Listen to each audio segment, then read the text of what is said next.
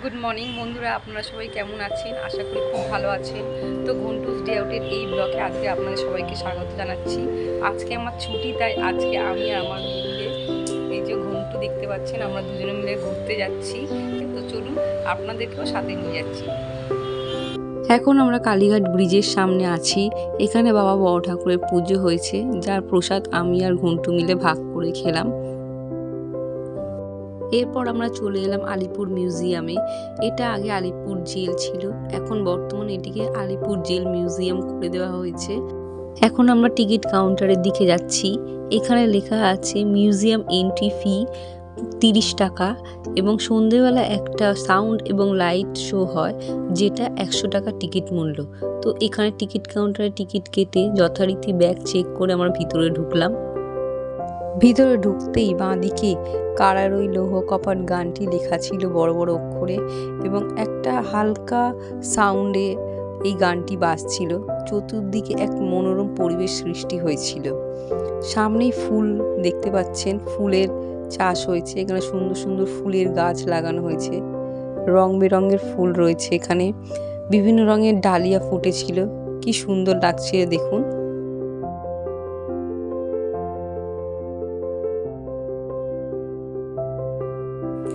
এখানে আলিপুর মিউজিয়ামের বাংলায় মানচিত্র লেখা রয়েছে, আর পাশেই রয়েছে ইংরেজিতে।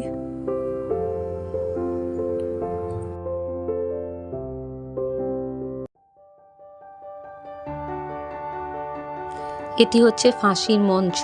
এখানে ব্রিটিশ সাম্রাজ্যের বিরোধিতার অপরাধে যে সমস্ত স্বাধীনতা সংগ্রামী ও বিপ্লবীরা মৃত্যুদণ্ডের আদেশ পেতেন, তাদের সকলকে এখানে ফাঁসি দেওয়া হতো।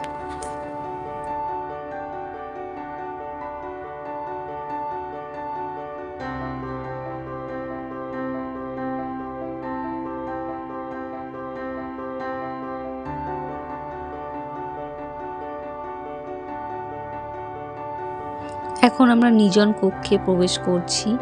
এখানে ফাঁসির সাজাপ্রাপ্ত স্বাধীনতা সংগ্রামী ও বিপ্লবীদেরকে একা রাখা হতো। এখানে গান হচ্ছে, একবার বিদায় দে মা ঘুরে আসি, হাসি হাসি পড়ব ফাঁসি, দেখবে ভারতবাসী।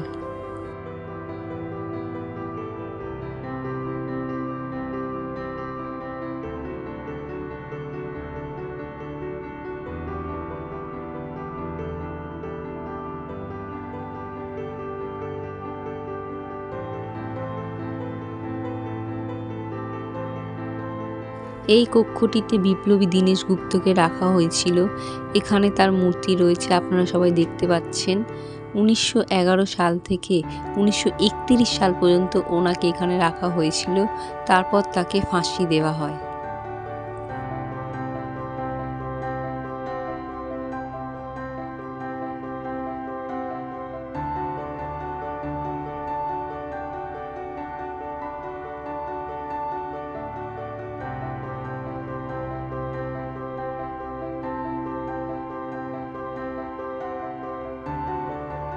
এখানে মোট 4টি নির্জন কক্ষ রয়েছে ফাঁসির আসামিদের জন্য।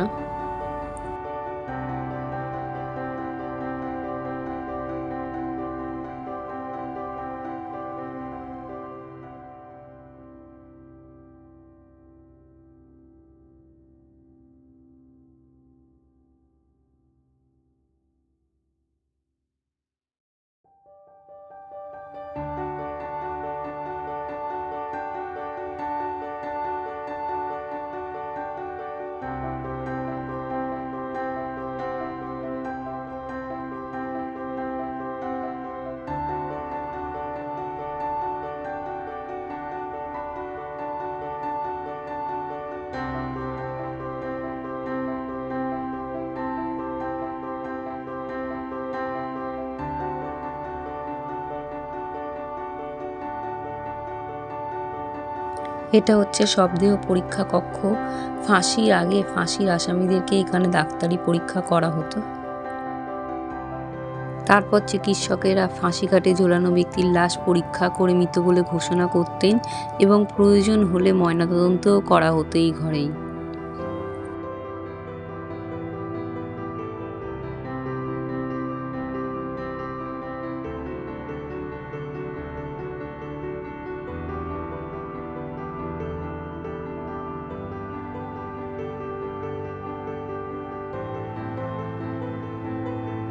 এই হচ্ছে ফাঁসির মঞ্চ।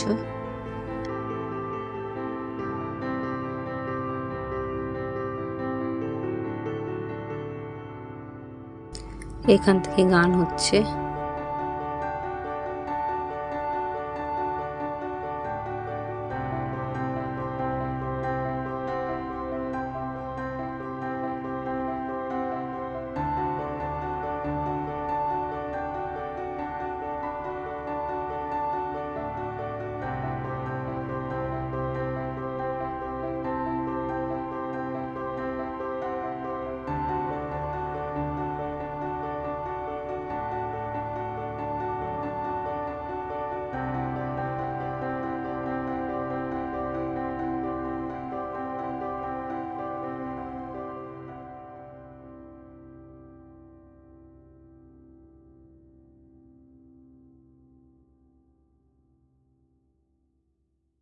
এখানে নেতাজি সুভাষচন্দ্র বোস, বিধানচন্দ্র রায়, চিত্তরঞ্জন দাস ও যতীন্দ্রমোহন সেনগুপ্তকে রাখা হয়েছিল।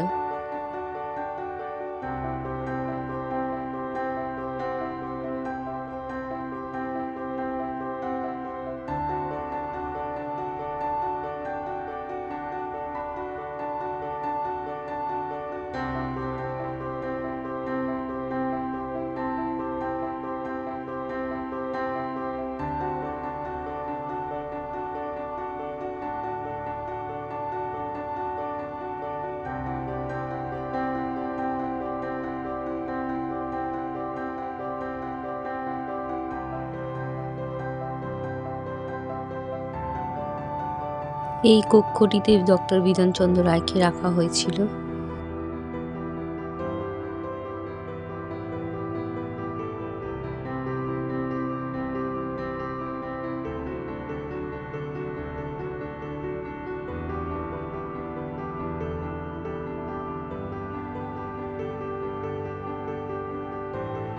এই কক্ষটিতে শ্রদ্ধেয় নেতাজি সুভাষচন্দ্র বোসকে রাখা হয়েছিল।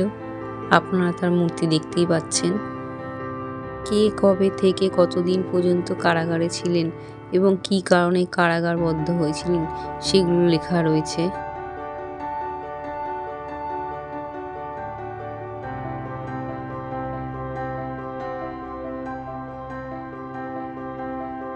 এটা হচ্ছে চিত্তরঞ্জন দাসের কক্ষ।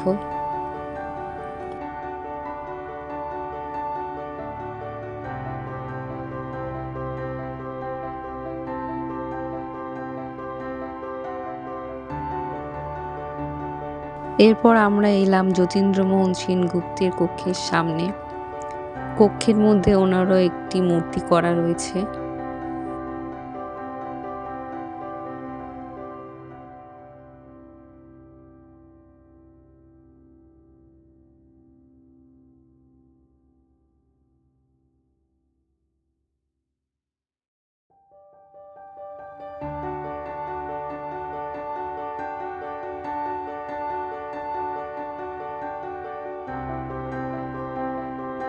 এখন আমরা নেহেরু সেলের সামনে রয়েছি। ভারতের প্রথম প্রধানমন্ত্রী জওহরলাল নেহেরু আইন অমান্য আন্দোলনে অংশগ্রহণের জন্য 1934 সালের 17 ফেব্রুয়ারি থেকে 7 মে পর্যন্ত মোট 80 দিন ব্রিটিশ সরকার দ্বারা এই কক্ষের মধ্যে তিনি কারারুদ্ধ অবস্থায় ছিলেন। তার মেয়ে ইন্দিরা নেহেরু 2 সপ্তাহ অন্তর বাবার সাথে 20 মিনিটের জন্য দেখা করতে আসতেন এবং এই গাছতলায় বসে অপেক্ষা করতেন, যিনি পরবর্তীকালে ভারতের প্রধানমন্ত্রী হন এবং ইন্দিরা গান্ধী নামে পরিচিত হন।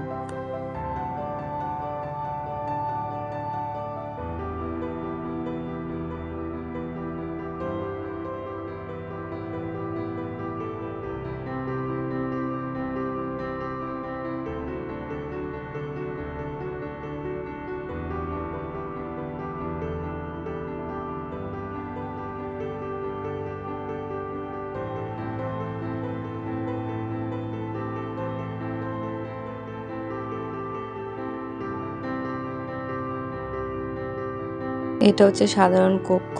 এখানে অন্যান্য আসামিদেরকে রাখা হতো।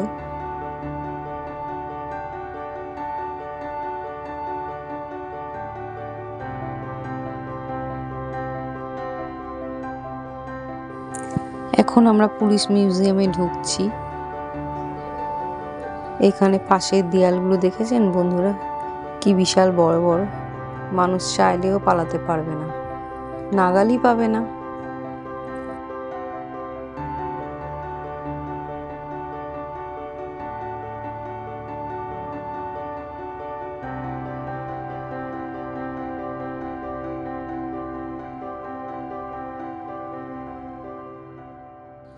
এই পুলিশ মিউজিয়ামে কখন কোন মামলায় কি অস্ত্র ব্যবহার করা হয়েছিল, কি ধরনের পিস্তল, বন্দুক, বোমা ব্যবহার করেছিল, তার সমস্ত উদাহরণ এখানে দেওয়া রয়েছে। সেই জিনিসপত্রগুলো এখানে রাখা হয়েছে।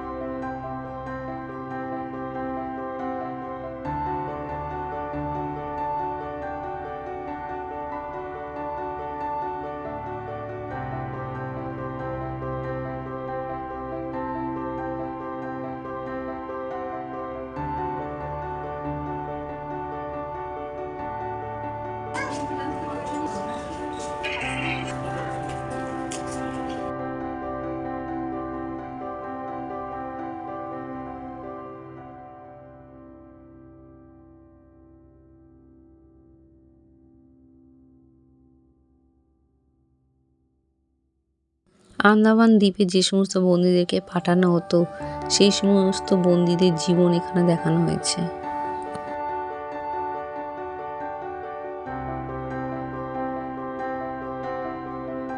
এখানে সেই সমস্ত বন্দীদের নাম নথিভুক্ত করা রয়েছে, যাদেরকে দ্বীপান্তরে পাঠানো হয়েছিল। 338 জন বন্দী টোটাল সেখানে ছিলেন।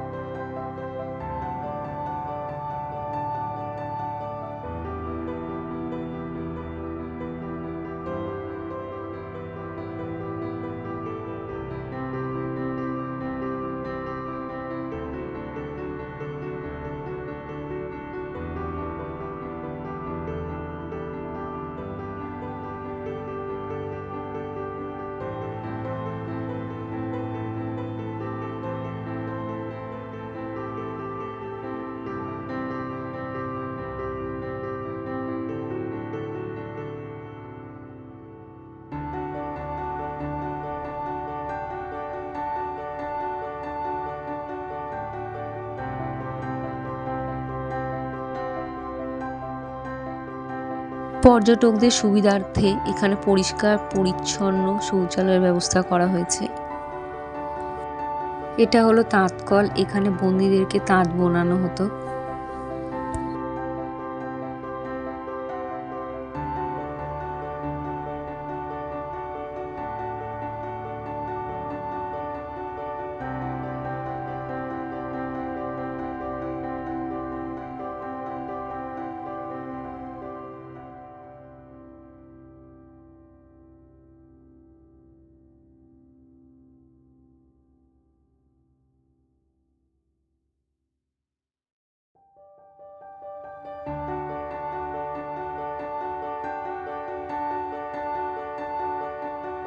মিউজিয়ামের মধ্যে একপাশে পানীয় জলেরও সুব্যবস্থা করা হয়েছে।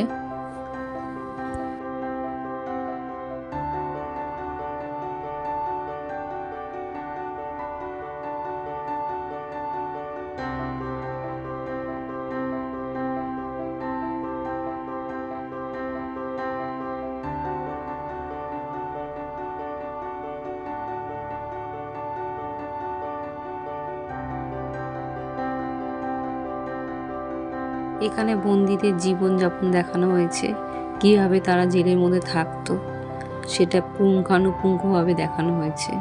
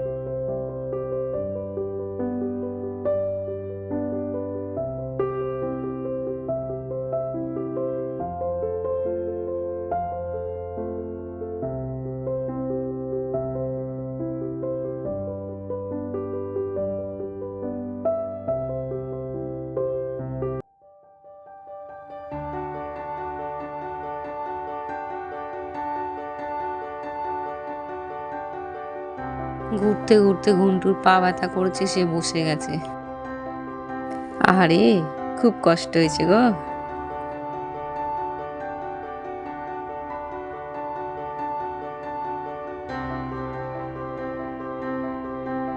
এখানে বিভিন্ন সময়ের কয়েন রাখা হয়েছে।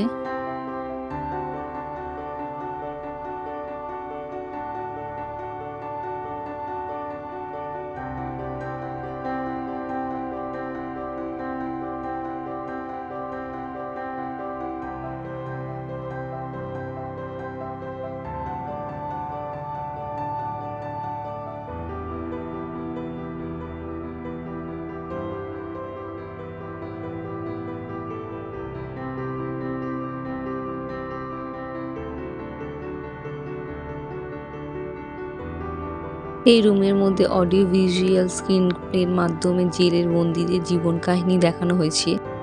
তো বন্ধুরা, এখন আমরা বাড়ি চলে এসেছি। সারাদিন সেরকম কিছু খাওয়া হয়নি, তাই বাড়ি ফেরার পথে বিরিয়ানি কিনে এনেছি। ঘন্টুর খুব খিদে পেয়েছে, দেখতেই পাচ্ছেন আপনারা। স্যালাড পাইনি, বাড়িতে এসে একটু পেঁয়াজ কেটে নিয়েছি, সেই জন্য আজকের খুব আনন্দ হয়েছে আমাদের, খুব ভালো ঘুরেছি। তো বন্ধুরা, আজকের আমাদের এই ভিডিওটি আপনাদের কেমন লাগলো সেটা জানাতে ভুলবেন না। আর আমাদের এই ভিডিওটি যদি আপনাদের ভালো লেগে থাকে তাহলে প্লিজ একটা লাইক, কমেন্ট, শেয়ার আর সাবস্ক্রাইব করে দেবেন।